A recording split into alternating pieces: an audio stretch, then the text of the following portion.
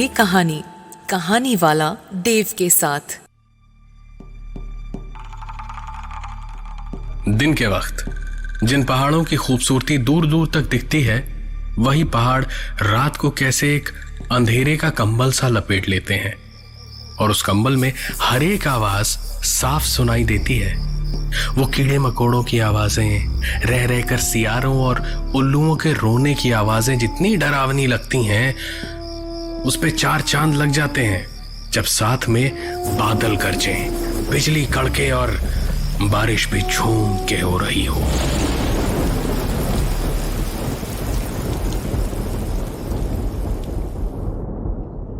सन 1981 की बात है। श्रीनगर में ऋषि कपूर की फिल्मों की शूटिंग होना आम बात थी। अभी भी एक की शूटिंग चल रही थी। फिल्म थी ये वादा रहा, और ऐसी ही शूटिंग्स के दौरान महफूज की कमाई दुगनी हो जाया करती थी, क्योंकि उसकी केटरिंग का खाना हर शूटिंग की यूनिट के बीच में मशहूर था। शम्मी कपूर की फिल्मों की शूटिंग के वक्त उसके वालिद मकसूद का नाम चलता था और अब महफूज के नाम का सिक्का चलता है। एक रात की बात है, शूटिंग थोड़ी देर से खत्म हुई। रात का वक्त था, बारिश भी हो रही थी। रह रहकर बादल गरज रहे थे और बिजली गिरने की आवाज के साथ रोशनी से ऐसा लग रहा था जैसे आसमान से कोई श्रीनगर की तस्वीरें खींच रहा हो।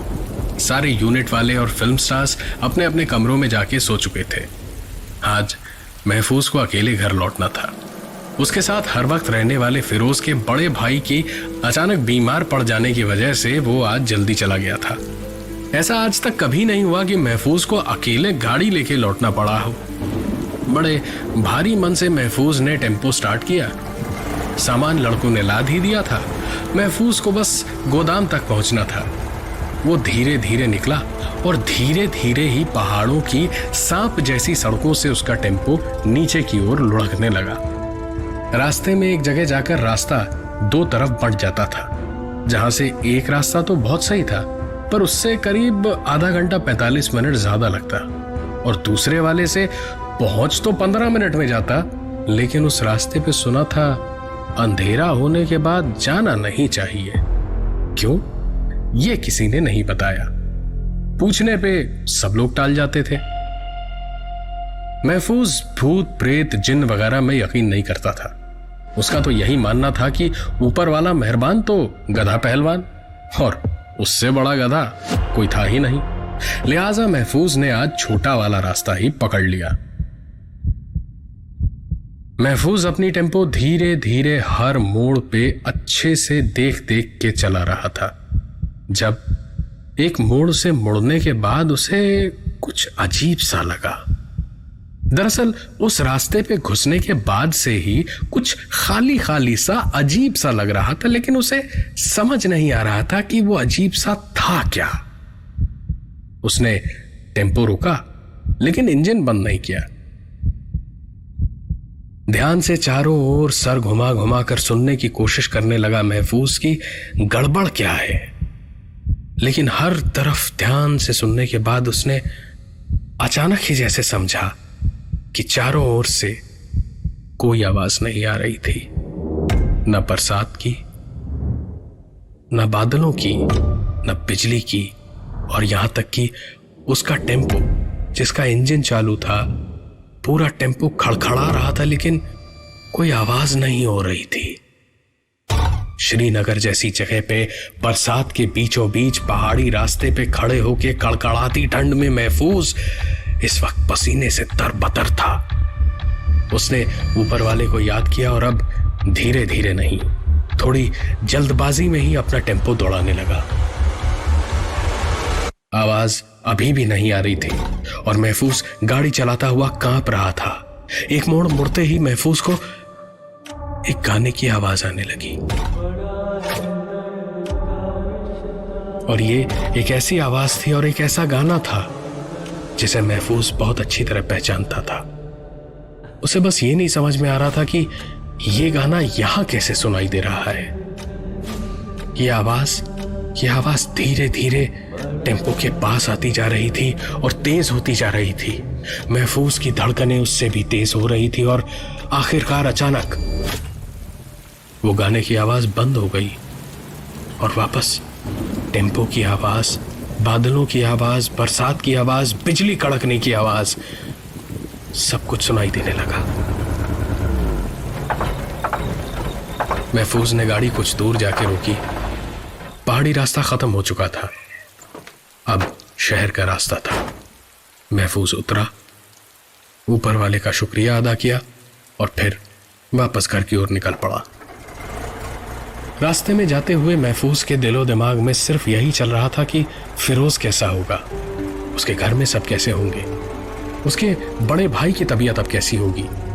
महफूज के अब्बा मकसूद और फिरोज के वालिद फरीद दोनों ही बचपन के दोस्त थे और ये बचपन की दोस्ती इस पीढ़ी में भी आ चुकी थी। ये पीढ़ी तो साथ में काम भी कर रही थी और दोनों घर अच्छे से चूल्हा चौका चला ले रहे थे।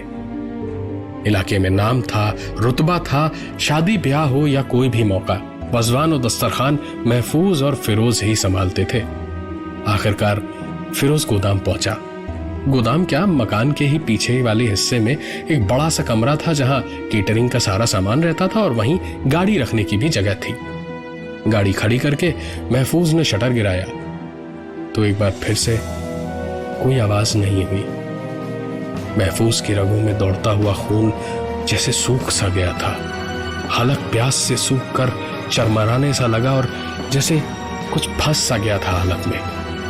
न कोई आवाज निकल रही थी, न वो हिल डुल पा रहा था, क्योंकि वही गाने की आवाज फिर से आ रही थी। महफूज अब अनजाने एक पहाड़ के रास्ते पे नहीं था, बल्कि अपने घर के पिछवाड़े में था। जिस्म की पूरी ताकत लगाई और शटर को उसने बार बार ऊपर नीचे ऊपर नीचे ऊपर नीचे किया और आखिरकार उसकी जिद के आगे उसका डर हार गया, क्योंकि शटर की आवाज अब आ रही थी।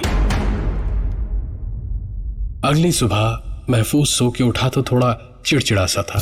जाहिर सी बात है, रात को एक ऐसे वाकये के बाद महफूज मुश्किल से 1 घंटा सो पाया था और उठने के बाद से एक ऐसी अजीब सी उधेड़ बुन सी थी कि ये हुआ तो क्यों हुआ, वही आवाज और वही गाना क्यों सुनाई दिया उसे। कुछ समझ नहीं आ रहा था जब किसी ने दरवाजा खटखटाया। महफूज ने दरवाजा खोला तो सामने लाल लाल आंखें लिए फिरोज खड़ा था। बाल बिखरे हुए थे, शायद पूरी रात नहीं सोया था। महफूज को देखते ही उसके सब्र का बांध जैसे टूट गया और किसी बच्चे की तरह रोता हुआ उससे लिपट गया और कहने लगा, मेरा भाई मर गया महफूज भाई, उसने खुदकशी कर ली भाई। एक खत लिख के चला गया मेरा भाई, मोहब्बत के नाम खत लिखा, बोला लिखा उसमें कि गलती उसकी नहीं है जिससे उसने मोहब्बत की। दुनिया ने आज तक मोहब्बत को समझा ही कहा है भाई, पागल था, मर गया मेरा भाई, महफूज भाई, मेरा भाई मर गया। महफूज को यह सब सुन के जैसे चक्कर सा आ गया। वो अपना सर पकड़ के वहीं सोफे पे बैठ गया और फिर फिरोज को संभालते हुए खुद बोला, तू कुछ दिन अपना घर संभाल, काम की फिक्र मत कर। ये कह के महफूज ने अपने छोटे भाई को बुलाकर उसे काम संभालने को कह दिया और फिरोज के साथ उसके बड़े भाई सैफ के जनाजे में शरीक होने निकल पड़ा। सैफ बचपन से ही सबसे बहुत अलग था, बेहद होनहार, समझदार, पढ़ाई लिखाई में बहुत तेज और बेहद होशियार था, पर चुप रहना पसंद करता था। बड़ा ही तन्हाई पसंद किस्म का था सैफ, लेकिन ऐसा बिल्कुल नहीं था कि अपनी जान ले ले। यही सबको लग रहा था, लेकिन सैफ की सच्चाई सिर्फ महफूज जानता था और इस वक्त कहीं ना कहीं वो खुद को सैफ की मौत के लिए जिम्मेदार मान रहा था, क्योंकि कुछ ही दिन पहले अपनी 28वीं सालगिरह पर सैफ ने महफूज को अपने दिल की बात बताई थी। सैफ ने उसे बताया था कि उसे अम्मी का लाया कोई भी रिश्ता पसंद नहीं था, क्योंकि उसे तो निकाह पढ़ना ही नहीं था और वजह यह थी कि उसे किसी और से मोहब्बत थी। लेकिन उसकी मोहब्बत दुनिया के लिए ही नहीं, बल्कि जिससे उसे मोहब्बत थी उसके लिए भी समझ पाना नामुमकिन था। सैफ को शादी के लिए समझाने की जिम्मेदारी उसकी अम्मी ने महफूज को ही दी थी, जिसने सैफ और फिरोज के साथ अपना बचपन बिताया था। अब साथ में काम भी करते थे। सैफ ने महफूज को बताया था कि उसकी मोहब्बत सिर्फ मोहब्बत नहीं थी, एक आग का दरिया था जिसे पार कर पाना इस जिंदगी में नामुमकिन था, और उसे उसी आग के दरिया में डूब जाना था, क्योंकि सैफ को महफूज से मोहब्बत थी।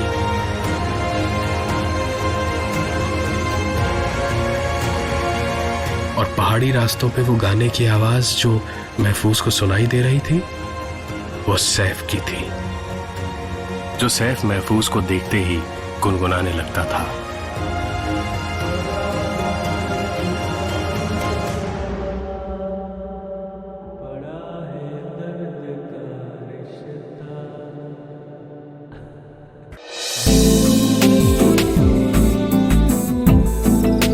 आप सुन रहे थे एक अधूरी कहानी वाला देव के साथ, प्रेजेंटेड बाय फीवर नेटवर्क।